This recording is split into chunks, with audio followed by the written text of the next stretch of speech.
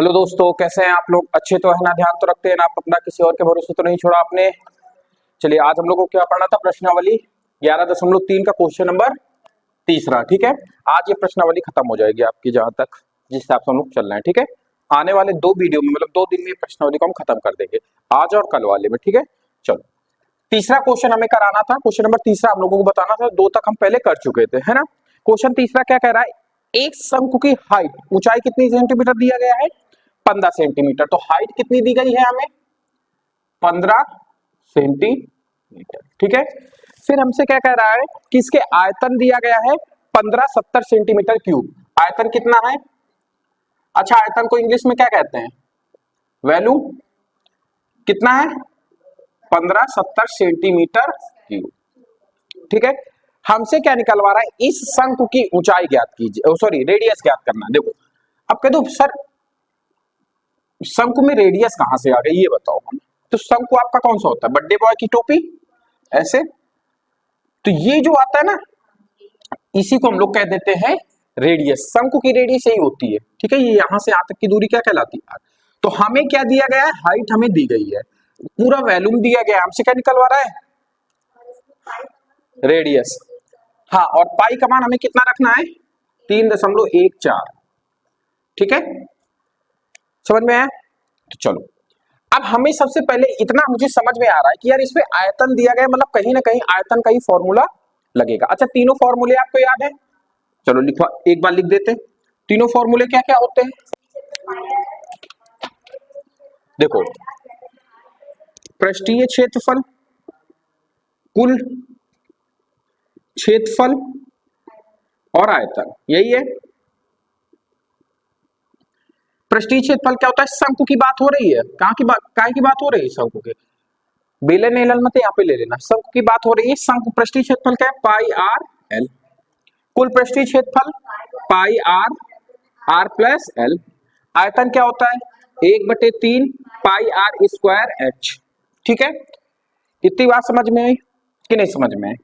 चलो, तो हमारा आयतन क्या होता है? V बराबर क्या हो जाएगा हमारा? 1/3 पाई आर स्क्वायर एच। ठीक है, हमारे पास देखो सब कुछ गिवन है, हमें R निकालना है, V हमारे पास है, H हमारे पास है। 1/3 और पाई तो कांस्टेंट है ना? तो क्या करेंगे हम लोग? सीधा सीधा इसकी वैल्यू रख देंगे। तो V की वैल्यू कितनी है? 1570, यही है। 1/3 पाई की वैल्यू कितनी लेनी है हम लोगों को? 3.14। ये हमें क्वेश्चन में कहा है। देखो क्वेश्चन में, देखो पाई के मान आपने 2 पढ़े होंगे, इसको कॉन्सेप्ट समझो। 22/7 और एक 3.14, यही होगा। अब आप कंफ्यूज हो, जैसे क्वेश्चन में इस बार कह दिया कि 3.14 लेनी है हमें, लेकिन हम ये कैसे पता करेंगे? बाई चांस ना देता तब क्या करते? फिर तो फंस जाते। नहीं, 22/7 नहीं। देखो, जब आप देखा करो क्वेश्चन को, और क्वेश्चन को देखने के बाद आपके दिमाग में एक चीज हिट करनी चाहिए कि अगर 7 से कटने वाला कोई नंबर हमें दिया गया है इसमें, तो 22/7 लेंगे।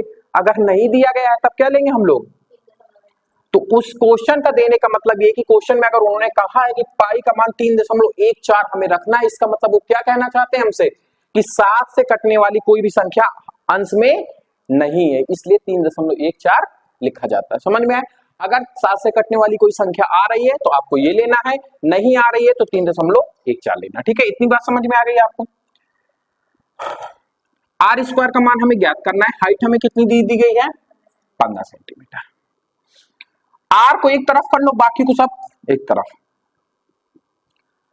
आर को उधर रखो, बाकी सबको इधर लेकर। देखो 3 पूरे के भाग में है ना, तो ये कहां में आएगा? गुणे में। अच्छा, 3 से कट रहा है, 3 एकम 3, 3 5 15, तो 3 का तो काम ही खत्म हो गया।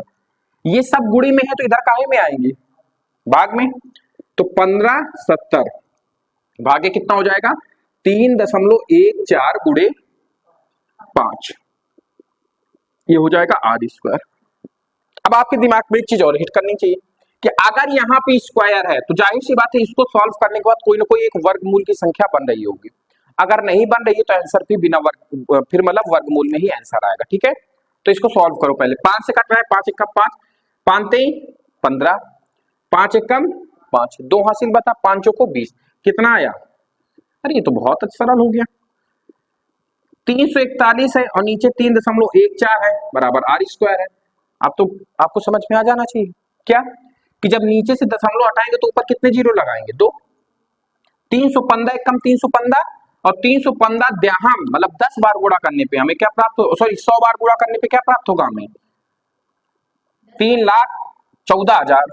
3,00,000 इकाई दाई सैकड़ा हजार दस, अच्छा 31,04,000 प्राप्त होगा हमें। जब 314 में 100 का गुणा करेंगे तो हमें कितना प्राप्त होगा, नहीं समझ में आ रहा है, समझना। देखो हमें दिया गया है 314.314 इतना आया हमारे पास, इतना तो समझ में ना, 5 को काटने के बाद 314 आया था, इसको सॉल्व करने में कोई दिक्कत है। आप समझ लो जैसे 2 अंक के बाद दशमलव है तो 2 जीरो ऊपर लगा देंगे और ये दशमलव खत्म हो जाएगा। अच्छा कैसे लगाएंगे पता है ना, दोनों पक्षों में 100 का गुणा करने पर, तो जब 100 का गुणा करेंगे तो दशमलव उधर खसक जाएगा, ठीक है।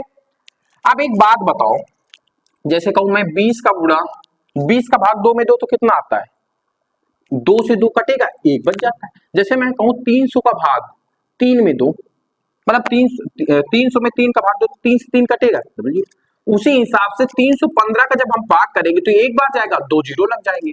अब समझ में आ गया। तो अब हम यहाँ पे क्या लिखेंगे, 100 बराबर आर स्क्वायर, तो आर की वैल्यू कितना आ जाएगी, √100 अपॉन आर, तो आर की वैल्यू कितना आ जाएगी, r अपॉन 10 सेंटीमीटर। तो शंकु की रेडियस कितनी रही होगी, 10 सेंटीमीटर, कितनी रही होगी, 10 सेंटीमीटर। इसको भी आप नोट कर लेना, ठीक है, अहम कॉन्सेप्ट है आपका, आपने आज एक नया कॉन्सेप्ट सीखा ये वाला, ठीक है। समझ में आ रहा है कि नहीं आ रहा है, कोई दिक्कत हो, इधर आ गया ना। चले फिर, चलो नोट करो, फिर अगला क्वेश्चन नेक्स्ट क्लास में बताते हैं, नोट कर लो जल्दी से।